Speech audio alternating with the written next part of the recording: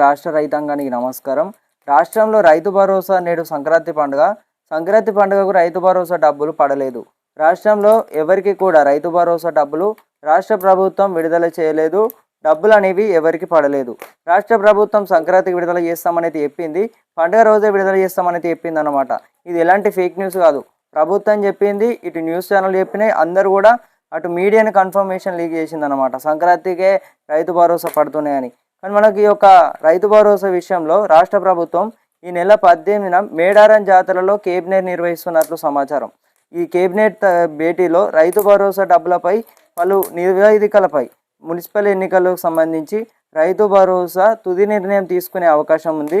రైతు భరోసా ఇంకో 10 రోజులలో మనకైతే క్లారిటీ వచ్చేసి కూడా రావాల్సి ఉంటుందన్నమాట. ఇప్పటికే ప్రభుత్వం సంక్రాంతికి ముందే వేస్తామని చెప్పారన్నమాట. రాష్ట్ర ప్రభుత్వం సంక్రాంతికి ముందే డబ్బులు అనేవి వేస్తే ఈ సంక్రాంతి పండుగ అయినా కూడా ఇలా వాళ్ళేదన్నమాట డబ్బులకు సంబంధించి ఇప్పటి వరకు చూసుకున్నట్లయితే. సో కేబినెట్ భేటీ తర్వాత రైతు భరోసా రాష్ట్రంలో అమలు అవుతుంది.